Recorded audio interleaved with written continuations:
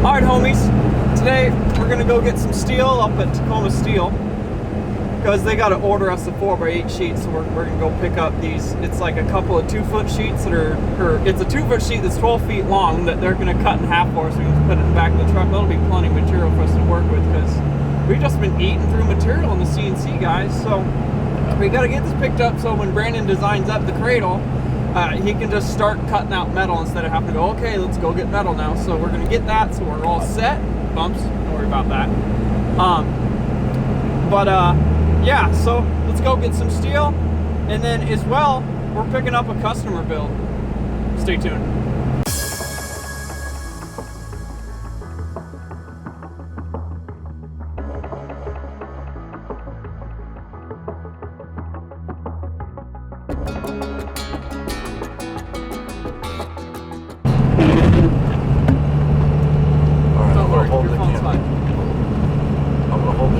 Steady as I possibly can so you can see how rough this freaking road is. It's a residential street. It's Tacoma life. Oh, what's that? Oh yeah. Nailed it. Gotta clean out those mud balls. That's is it drainage engineering?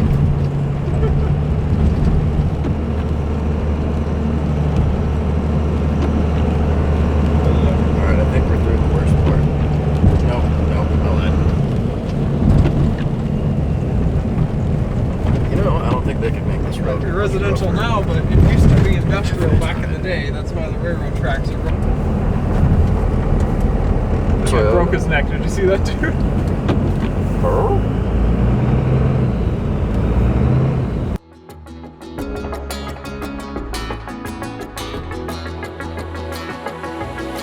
Can we ride in this moment? Can we ride? Nothing's stopping us tonight. No, not a single brake light in our sight in our way. In our way, I'll be your passenger. You lead the way. You lead the way. I'll let you take the wheel. I'm feeling something real. I need to feel that breeze. Yeah, so Hudson's Automotive here in town are just super busy so that they can't get to his wheel bearing. It's been here a week and a half, maybe two. They just haven't been able to get to it. So we're gonna go ahead and replace his wheel bearing too. But we'll get back to the house and we'll tell you guys the plans for this customer build here. Not a single taillight in our sight. Do you feel it? All I see are green lights ahead, lighting our way. Lighting up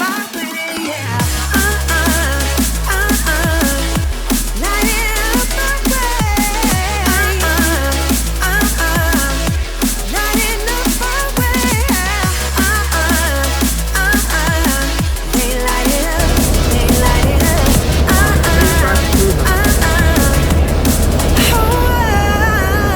Can we drive right into this feeling? Can we drive? Is there some way I'm stepping tonight? Not a single red light in our sight. Alright guys, we're back at the house. Here's our customers, 2006 Chevrolet pickup, 4-door, short bed. Yeah, it's a gas, but he's got some plans in the future. He wants to talk to us about swapping a Cummins in it, so that'll be pretty cool. But first, he wants to put a Cougar House Fab 4-link kit on the front that we're going to make for him. It's going to be pretty cool, and we'll run some Radflow 14-inch coilovers with resis and stuff. It's going to be awesome. So, and it's going to ride a lot better than this leaf sprung kit on the front. We're not sure who even makes it. We think it might be a Sky kit. We're not certain. But, you know, leaf springs were invented in the 1940s, and if anybody wants to argue with me, that's okay. Put it in the comment box. Leaf springs are from the Stone Age, and they're garbage. If you want to really have a nice quality suspension and have it wheel/drive nice on the road, you got to have coilovers, man. Straight up. It's 2017, not 1940. So, here's this truck. It's pretty awesome. I'll show you guys. It's got these really cool electric steps on it. You know, it's locked. Brandon locked it, but that's okay. I'll show you guys in a minute. You know, he's got 38s on it. Brandon's down here right now measuring for heim joints so we can figure out what heim joint size exactly, if they're 5/8 or 7/8 or they're probably 7/8 or 3/4. We're just not certain, so we're figuring that out right now. But you know, it's a Kingpin Dana 60. We're gonna put our lift kit on it with coilovers. It's gonna be way higher quality than this. He's gonna love it. And then back here, we gotta take care of these old man. I had to just do this real quick before work. Mud flaps. And come on, your tire's a 13-inch wide, not a 25-inch wide. He's just mainly got that so people can't hit him. It's his drop bumper, you know, so cops won't bother him. That's the key when you have these big lifted trucks, guys. You do a drop hitch that's kind of outrageous, and it kind of counts the bumper. But yeah, so we'll bring you guys along in this project. This is pretty cool. We'll probably show you guys a lot more about this tomorrow, but after Brandon's done measuring for Himes here, we're gonna go ahead and get in the garage here and get working on Project Sacrilege so we can get this front K-member designed up so we can get done, rolled out, so we can get this Chevy truck in. So let's get started. Log. Start date 3.14159.265. This thing drives surprisingly well, to be honest. I guess the spring up front really doesn't have that much arch to it. I'm kind of surprised, actually, considering that when you look at the rear, there's a whole bunch of arch in that spring. Look at that thing.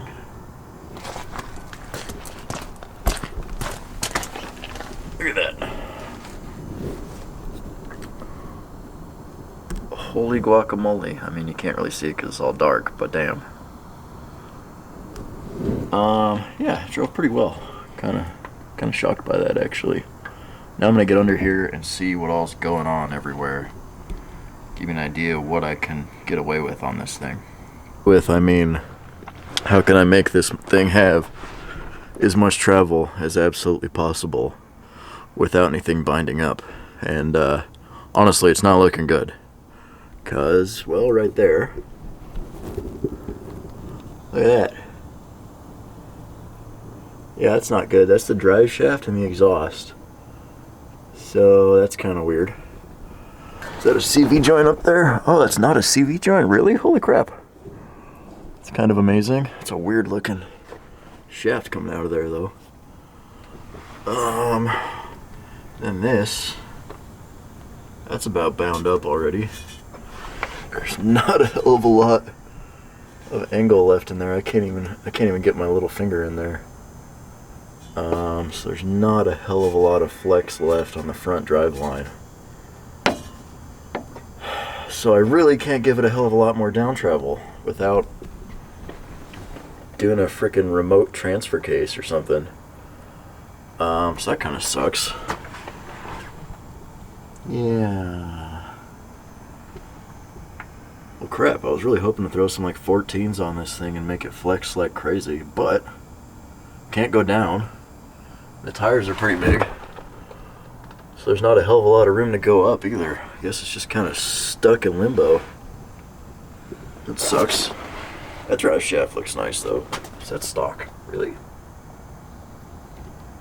I don't know. It's pretty. Is it aluminum? No, it can't be aluminum. Maybe. It'd be pretty cool. So yeah, this exhaust's a little weird anyway. Look at this. Oh, you can't see. Hang on. Hang on. There we go. Look at that. Big weld there. Bunch of wrap around there. I'm assuming there's a leak there, and that's why there's a bunch of header wrap. How the hell is that even holding on there? Like, that part's all cut. I don't see any of the stainless steel ties. I don't know how that's staying on there, but it is. What in the hell? Got some other custom exhaust stuff here. It sounds good. Is that a cherry bomb? It looks like a cherry bomb. Let me go look at it closer, see what it is. But yeah, the Kingpin Dana 60 looks good. He's got he's got crossover steering on it, which is more important than high steer, at least for bump steer and drivability. High steer is nice, they don't smash it on rocks, but this dude's not going rock crawling, he's just going up in the mountains. Yeah. Steering box looks fine. The end's all blown out, but that's all probably going to get replaced anyway, that ball joint. Damn it, I was really hoping I could give this thing a whole bunch of down travel. But typical Chevy, just like my panel truck, the drive shaft, the front drive shaft runs out of travel really fast. So yeah. Well, that's interesting. Jesus. We should really modify the exhaust on this so it clears better. And then have him lengthen the drive shaft at least by an inch to get that all the way in there.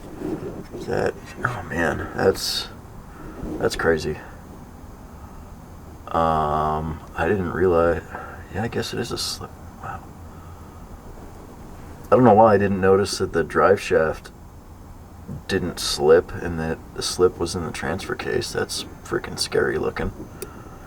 And that's gonna break if there's too much abuse on it. Something there's gonna give. So yeah, there are some concerns to address, which is fine. That's normal on any lifted vehicle.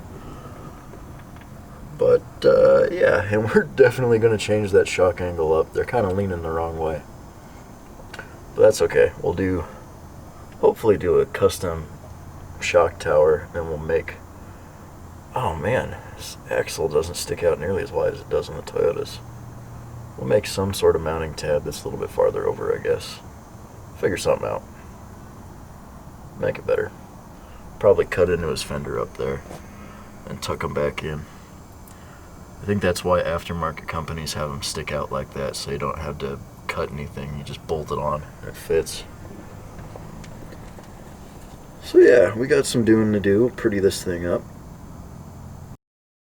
Just ran around the place looking for the tripod, only to realize that it's still in the back of the 4Runner from yesterday.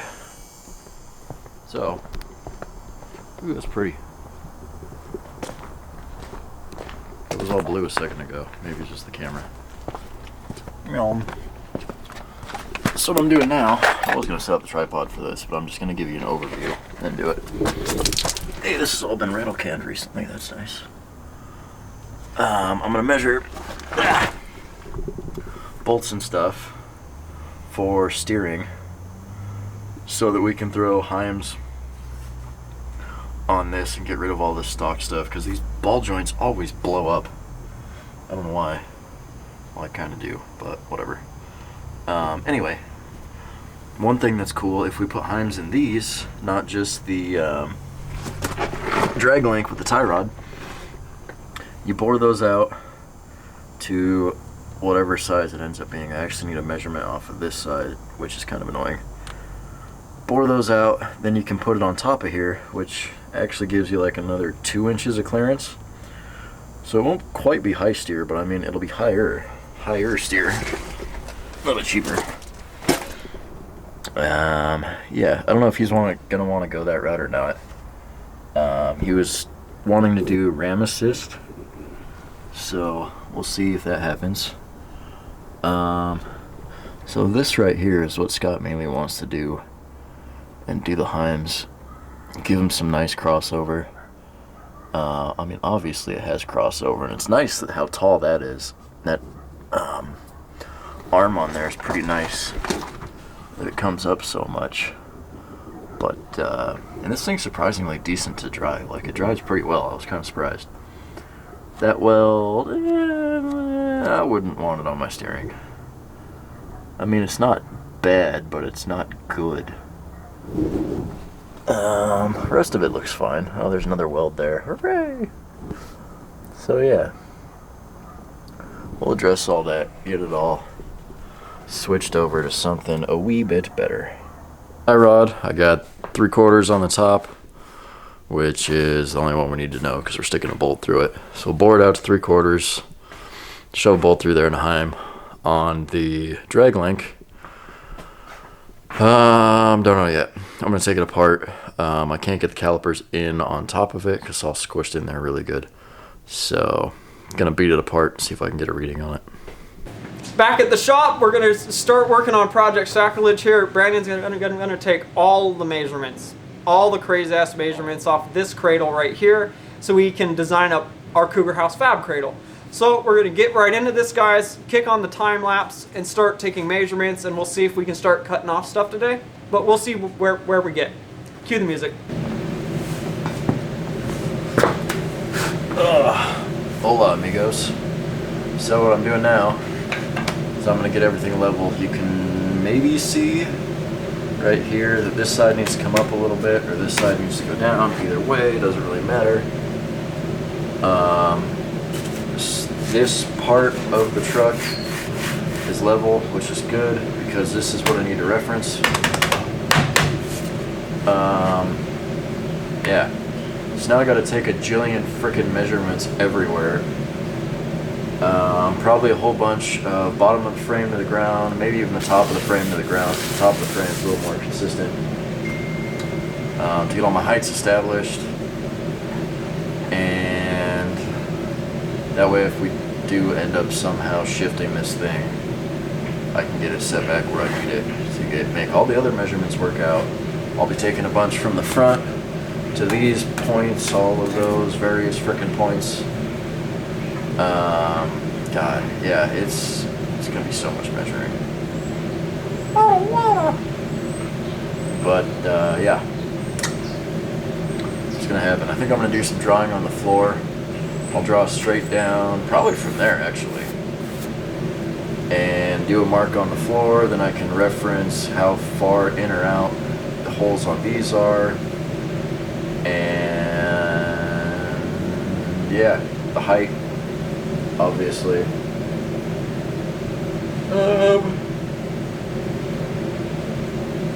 Yeah, I just gotta measure, and measure some more. That's about it. Oh, it's finally getting warm in here. Outside it's just cold enough to suck. Alright, I'm gonna grab a tape measure, maybe a piece of 1/4-inch steel so I can get this thing shifted a little bit. And we'll go from there. Alright, I figured out why it's uneven. So there's a little bump right here on either side. This side, the blocks of wood are under the bump, and that side they're not. And that bump's like a 1/4 inch tall. So slide those forward, they'll be off the bump, everything will be good. Life will once again endure. What?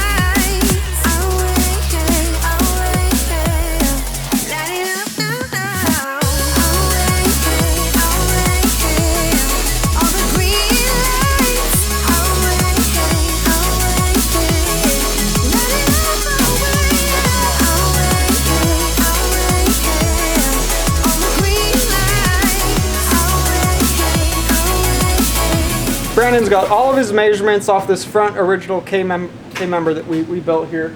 And he's gonna go ahead and, now that he's got that, he's gonna go ahead and put some cardboard onto the tabs that hold the lower control arms there, and we're gonna make pieces that come up to the frame. So that way we integrate in the, the mounts onto the frame, the A-arms, and the K-member. It's gonna look super cool. It's kind of tough to explain. But he's gonna go ahead and scab on some cardboard up to it to make them come up to meet to the frame, to kind of get some referencing, and then once he's got those how we want them, we're going to go ahead and cut off this lower K-member that we originally built.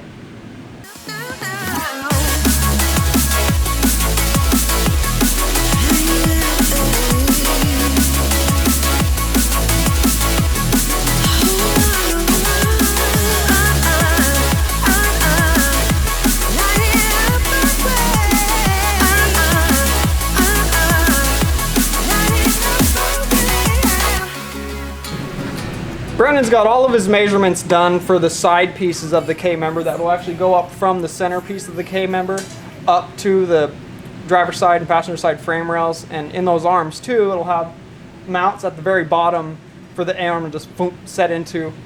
It's kind of tough to explain. And then the front of the, we're calling the middle part of the K-member the tortoise shell. So the front of the tortoise shell is where our rack and pinion will mount, but we'll kind of see how it's going to come together. It's really hard to explain it on just voice to camera like this, but you guys will start to understand once we actually start putting pieces together here. But we ran out of shop time today, so we'll catch you guys in the morning. We'll continue working right where we are. See you then.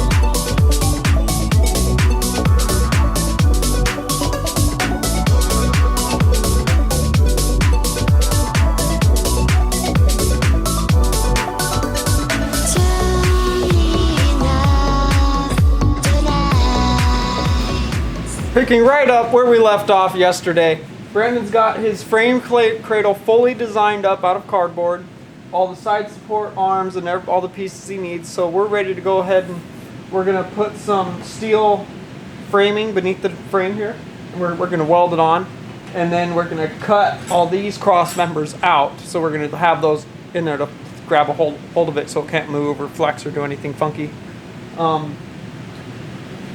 So we'll go ahead and bring those out, cut them the length, weld them on the frame, and then we'll cut these cross members out so we can start, when we start designing our new one, we can actually start tacking it in there. And yeah, we're doing this without a frame table. There's nothing wrong with doing that. You just use the ground as your reference. My shop floor is perfectly level. So we're going to put those steel frame pieces in there so that way it can't move or do anything when we actually cut this old piece off. So we're going to go ahead and do that.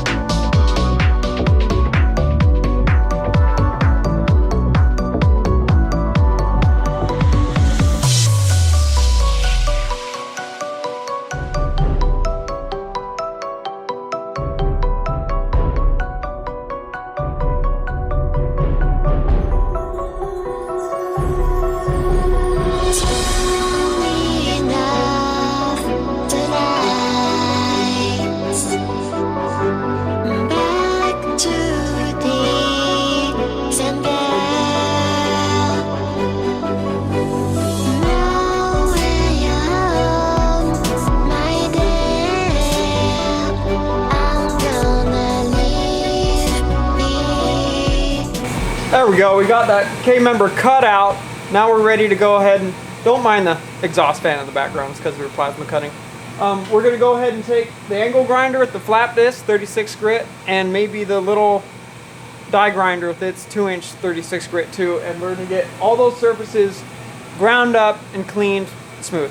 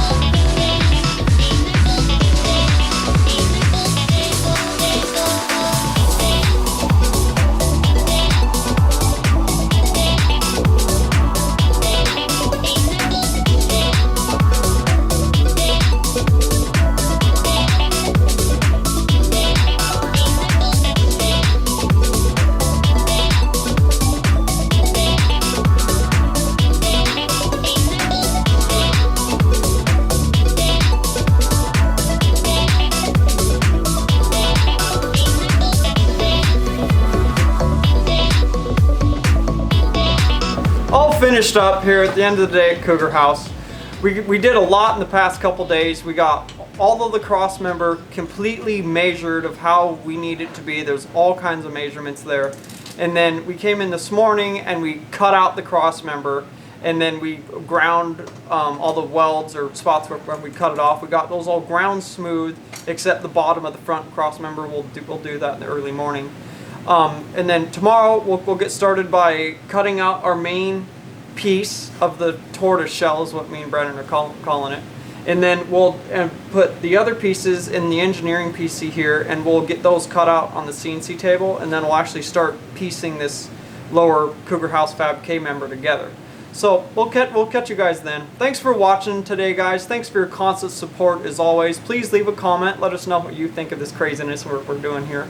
And if you guys like what we do, you like Cougar House Garage, check us out at cougarhousegarage.com. We got $5 key tags there, all your rock sliders up for your various Toyotas, and axle stands for if you're doing these kind of four-wheel drive projects. And if you guys want to check us out at Facebook/Cougar House Garage, leave a like, leave a comment there. And check us out on Instagram. We are Cougar House Garage. Follow along with the Foreigner Project and Project Sacrilege there. All right, we'll catch you guys tomorrow.